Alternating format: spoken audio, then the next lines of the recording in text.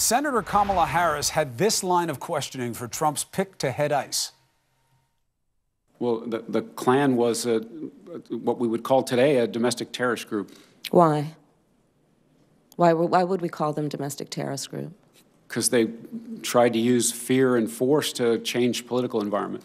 And what was the motivation for the use of fear and force? It was based on race and ethnicity. Right. Are you aware of the perception of many about how the power and the discretion at ICE is being used to enforce the laws? And do you see any parallels? I do not see any parallels between sworn I'm talking about perception. officers and agents. I'm talking about perception.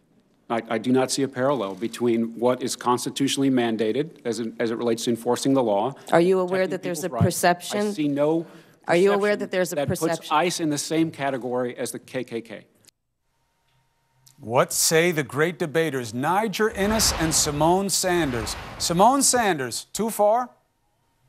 You know, I think, so what we didn't play, Chris, was before that, the question of the KKK came up because Senator Harris was referring to comments that the president's nominee had made calling the Democratic Party neo-Klanist, which I'm not really sure what that is. And so without context, yes, I think folks would argue that equating the KKK to ICE is reckless and irresponsible. But frankly, that's not what Senator Harris did. And I think her spokesperson is on record saying that's not what she said. She was talking about the perception. And it is a fact that there are many people out there across the country, myself included, that think there is that feel as though ICE currently operates with surgical precision in terms of picking out and hunting down folks in communities across this country based upon the color of their skin. Well, based upon their legal status. Based upon their legal status. But it also places the color of their skin. I mean, let's not forget Joe Arpaio, who literally would have officers stop folks driving because they looked. Well, and Joe Arpaio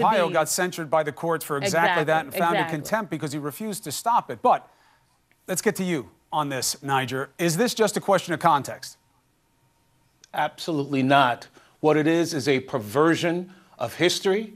It is Senator Kamala Harris spitting on the graves of thousands of African Americans that were terrorized by the most powerful political domestic terrorist organization in the history of our country. How so? It is her showing, how so? Yeah. Is she spitting on those graves? Yes. By comparing what ICE is doing in upholding the Constitution of the United States and the laws of our land and trying to pursue those who are breaking those laws versus the Klan that was actually trying to burn the Constitution, erode the 13th, 14th, and 15th Amendment of the Constitution, written for Black Americans so that they can be considered full citizens. The Klan, as an organized arm of the Democratic Party, went to reverse that. All right, now we've gone, now this is a bridge too far. Let's just be Why really is clear. it a bridge too far? Senator Harris is on record What did I say that's saying, untrue, Symone? Senator Harris is on record saying that she's talking about the perception. When the nominee sitting in the hearing said, you should not equate, she said, I'm talking about perception. But to say that, you know, she's spitting on the graves of Black people, I just think is just very ridiculous language, frankly. All right, so that's absolutely not what's happening. So let's push past the hyperbole and get to the actual policy behind it. Do you believe that whether or not ICE should be abolished, is that a legit question for Democrats to be asking? In your opinion, Symone, is that really something that you guys should be considering?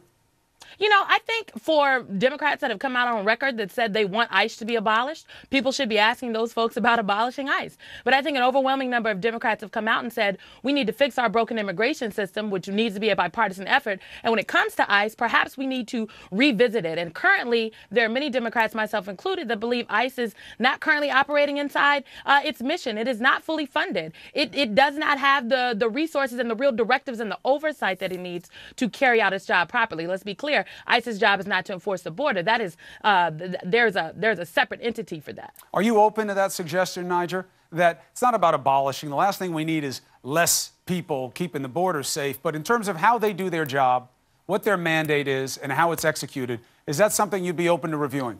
I have strong libertarian instincts, and any government entity needs proper oversight, supervision, and direction. But that's not what some of the extremists in the progressive movement are doing. They are demonizing the thousands of decent ICE officers that are trying to enforce our laws, including Senator Harris with her perception comparison of the Klan to ICE. She don't run away from it, Simone. It was disgusting what she did. I'm not running. It's on the record.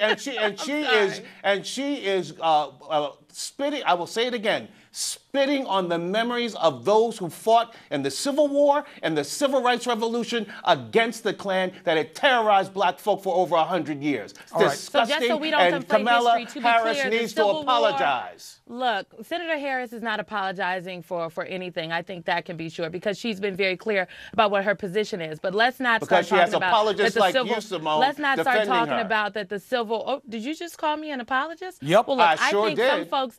I think you need a history lesson, sir. But as it comes to ICE right now, give it to me, I definitely Simone. think that there's room to have a conversation about the lack of oversight that this government entity has, and how they're carrying out their mission. There are real questions and concerns No, I hear you that about many that. folks have. I hear you about that. And happening. Niger even walks that walk with you a little bit about oversight and being clear about it, making sure that there's no violation within a mandate. But, you know, you were pretty quick to say, hey, talk to those people who say they want to get rid of ICE. But I'm saying as a party, you're going to have to figure out where you are on that and who you endorse for positions of power, whether it's congressional leadership or who's going to be on the ballot in 2020.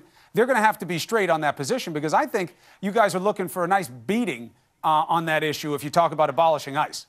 Well, Chris, look, I think the overwhelming majority of Democrats and even potential people that might want to throw their hat in the ring for president have been clear that it's not just about ICE. This is about our immigration policy as a whole. And we do need oversight. And I think if you ask folks about what changes need to happen, sure, ICE is part of that conversation, but it's a smaller piece than the whole. Right. Look, I think the more meat on the bones that you guys put, the better. Border, I mean, I talked about this with Nancy Pelosi, and I got to be honest, Niger, I don't know if you heard the interview, but she got me a little bit on this. I was like, you haven't gone toe-to-toe with Trump. You let him run the immigration game. You let him run the fear and loathing. And we all saw that it was a ruse. He stopped talking about it right after the election day. The caravan all of a sudden caravanished, as we're all joking about it now, but it's not funny, the demonizing that he was doing. That certainly you weren't in high dudgeon about that the way you are now, but let's stick apples to apples. And she said, I told the candidates not then, you won't beat him on his lies.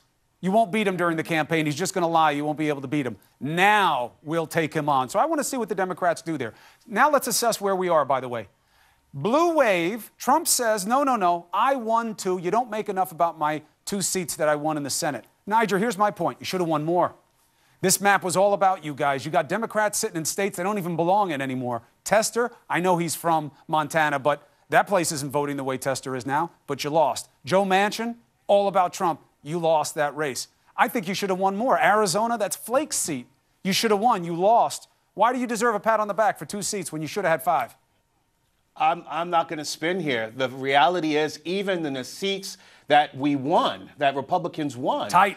Be it Georgia, be it the battle in Florida, extremely tight, way too tight for comfort. And, you know, there's one thing to spin on air and give a particular perception. It's another thing that what's going on behind closed doors. What's going on behind closed doors, I guarantee, is that Republicans and conservatives, those who want to keep this country a constitutional republic and not become some Western European-style democratic socialist entity, are very concerned about our electorate and very concerned about our upcoming elections. Well, look, you know, reality's perception. And I'll tell you what, Simone, the way you guys should be seeing it and what I've heard from your side, I want to hear if you agree, is no. It's not about the fear of becoming a socialist republic. It's about not becoming an autocracy. And that people rejected Trump because they don't like the talk. They don't like the strongman talk. This is America. You know, this isn't the Philippines. And that's what it was about. What does that mean to your side in terms of how to capitalize?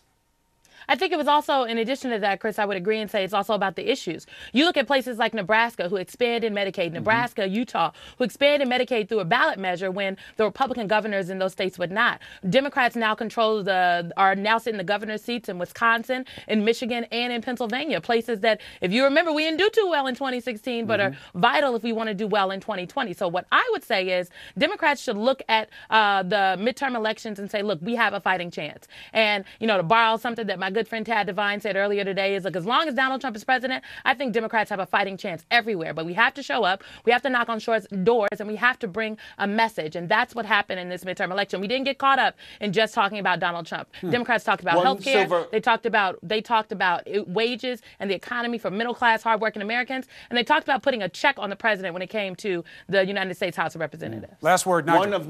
One of many silver linings in this election is an exit poll showed that in Florida, where DeSantis won, showed that 18% black women voted for DeSantis, the Republican candidate, and now governor-elect. That is a good sign. Rasmussen Which poll exit showed poll was 36% support approval for Trump. There's gold in the hills in the minority community for Republicans in the conservative movement, but they got to go find that gold. They better go find that gold, or else we're going to be in trouble in 2020. Right, but just pick the right polls. Otherwise, you're looking for fool's gold, my brother. Thank you very much for being with me on a Friday night. Always a pleasure. Simone, thank you. Niger, equally. Thank you. Best to both of you.